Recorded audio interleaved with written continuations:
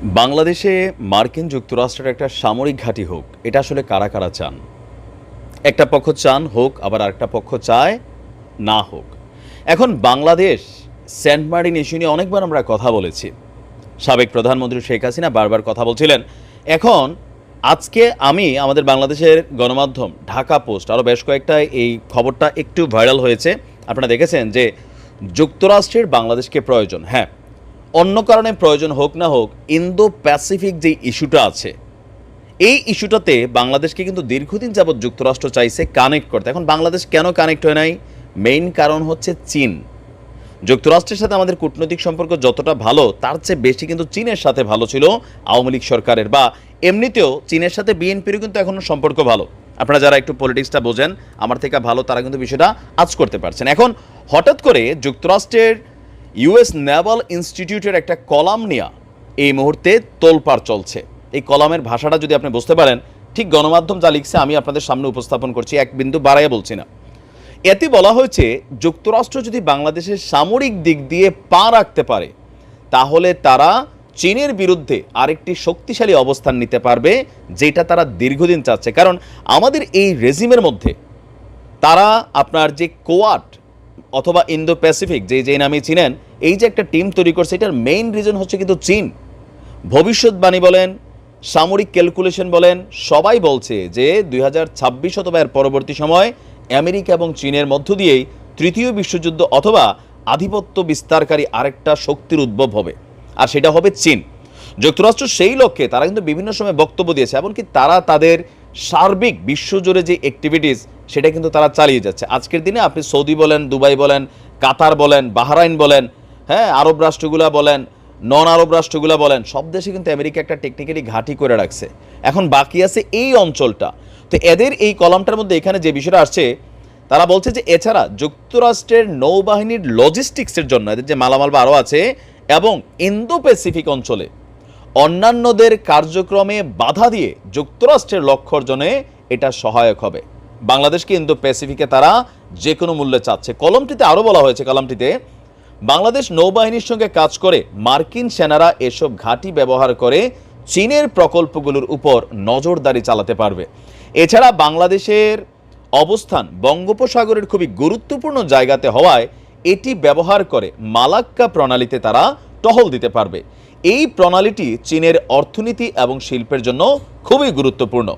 কলামে আরও বলা হয়েছে, যেহেতু বঙ্গোপসাগরে যুক্তরাষ্ট্রের কোনো ঘাঁটি নেই, যদি ওই অঞ্চলে কোনো দ্বন্দ্ব বাধে, সেটি মোকাবেলায় বাংলাদেশের নৌঘাঁটিগুলো মার্কিন নৌবাহিনীর জন্য নিরাপদ স্থান এবং লজিস্টিক হাব, একটা ডিপো হতে পারে। এছাড়া মাতারবাড়ির নির্মাণাধীন গভীর সমুদ্র বন্দরের কথাও উল্লেখ করা হয়েছে এই কলামে। এতে বলা হয়েছে বাংলাদেশ এখন মাতারবাড়িতে একটি গভীর সমুদ্র বন্দর তৈরি করছে। এতে সহায়তা করছে দ্বিতীয় বিশ্বযুদ্ধের পর যুক্তরাষ্ট্রের সবচেয়ে বিশ্বাসযোগ্য এবং গুরুত্বপূর্ণ মিত্র জাপান। তারা চাইলে বাংলাদেশ এবং যুক্তরাষ্ট্রের মধ্যে থাকা দূরত্বকে দূর করতে পারবে। এছাড়া নিশ্চিত করতে পারবে, যদি ভবিষ্যতে কোনো যুদ্ধ বাধে, তাহলে মালাক্কা প্রণালীর টপকে চীন মিয়ানমার বাণিজ্য করিডোর ব্যবহার করে পণ্য পরিবহন করতে পারবে না। মানে টোটাল সেট আপটা চীনের জন্যই।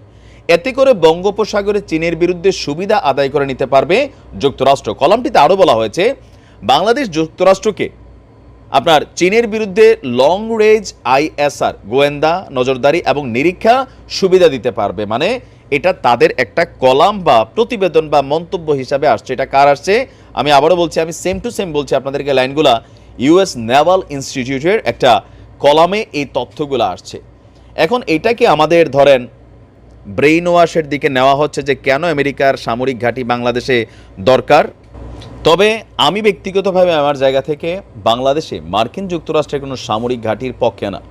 দেখেন, আমি সাউথ কোরিয়াতে আছি। পৃথিবীর যেই রাষ্ট্রগুলোতে আমেরিকা তাদের সামরিক ঘাঁটি একবার গাড়ছে, এখানে তারা একটা খেলা শুরু করে। কি খেলা জানেন? প্রতিবেশী আরেকটা রাষ্ট্রের সাথে ওই রাষ্ট্রটার যুদ্ধ লাগাই রাখে।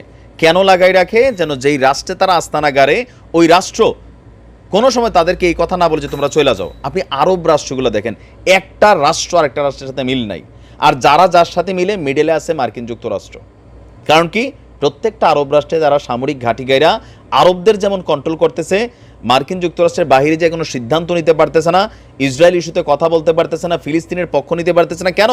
কারণ মার্কিনিরা নিরাপত্তা দিয়ে রাখছে একে অন্যর সাথে লাগাইয়া, আবার কিছু হইলে বলে চলে যাব, তোমরা লাগো, এটা তোমাদের ইস্যু।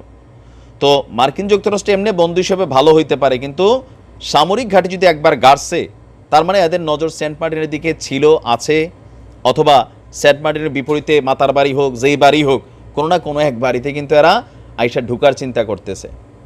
সেন্ট মার্টিনে হয়তো যাবে না, কেন? কারণ এটা আলোচনায় ছিল, শেখ হাসিনা এটা নিয়ে অনেক কথা বলেছেন, তো মনে হবে যে yes this is the right, তো এটা হয়তো জায়গাটা পরিবর্তন হবে। এখন এই ধরনের কলাম আসা, প্রতিবেদন লিখা, এটা কোথাও না কোথাও একটা ষড়যন্ত্রের আমি ফিল করছি। কেউ কেউ বলছেন যে ডক্টর ইউনূস আমেরিকার খুবই কাছের মিত্র, বাট আমার বিশ্বাস ডক্টর ইউনূস তো পাগল না যে তিনি এসে আমেরিকার এই ধরনের একটা সুযোগ দিবেন, আর এটা কোনো বাংলাদেশের মানুষ মেনে নিবে। আমেরিকা ইনভেস্টমেন্ট করুক, ব্যবসা বাণিজ্য, কোম্পানি, বিলিয়নস অফ ডলার, আমরা রাজি আছি, কিন্তু সামরিক কোনো অ্যাক্টিভিটিস আর এই দেশে একবার করলে ঠাস করে দেখবেন ভারতের সাথে তো আমরা লাগা গেছি, নয়তো মিয়ানমারের সাথে লাগা গেছি, অথবা অন্য সবচেয়ে বেশি মিয়ানমারের সাথে লাগারই সম্ভাবনা। তো বলবে যে মিয়ানমার থেকে আমরা প্রটেস্ট করবো, তাহলে ওই সেন্ট মার্টিন দিয়ে দাও সামহাও। আমরাও তখন মনে করবো ইয়েস আমেরিকা আইছে আমাদের পক্ষে জাহাজ টাহাজ নিয়া। ভাই, মার্কিন যুক্তরাষ্ট্র কিন্তু সেই লেভেলে খেলে। নিশ্চয়ই আমাদের যারা অন্তর্বর্তীকালীন সরকার উপদেষ্টারা আছেন তারা অনেক বিজ্ঞ, বিষয়টা সম্পর্কে কনসার্ন করছেন। লুৎফুজ্জামান বাবর ওরফে স্পাইক বাবর এই মুহূর্তে সোশ্যাল মিডিয়া প্ল্যাটফর্মে আলোচনায় লুৎফুজ্জামান বাবর, কিন্তু অনেকে আপনারা ভালো করে জানেন না যে কেন আসলে লুৎফুজ্জামান বাবরের এই যে ছবিটা খুবই ভাইরাল। আলোচনার শুরুয়াতটা করেছেন কিন্তু খোদ ডক্টর ইউনূসই। আপনাদের খেয়াল থাকার কথা যে তিনি মানে ক্ষমতায় আসার পরপরই, আসন গ্রহণ করার পরপরই ভারতের একটা গণমাধ্যম এনডিটিভিকে দেওয়া সাক্ষাৎকারে বলেছিল ভারত যদি কোনো রকম উল্টাপাল্টা অ্যাকশন করে তাহলে সেভেন সিস্টার্স উত্তপ্ত হবে। আর সেইখান থেকে আসছে সেভেন সিস্টার্স ইস্যুতে লুৎফুজ্জামান বাবরের ভূমিকা, এবং কেন আসলে ভারত লুৎফুজ্জামান বাবরকে ভয় পেত। আপনাদের সকলের নিশ্চয় খেয়াল থাকার কথা 7 ট্রাক অস্ত্র মামলার কথা, তাই না? আসুন দেখি কেন আসলে কি ঘটতে যাচ্ছিল। ভারতের সেভেন সিস্টার্স মানে উত্তর পূর্ব অঞ্চলের 7টি রাজ্যগুলোর নাম হচ্ছে কি?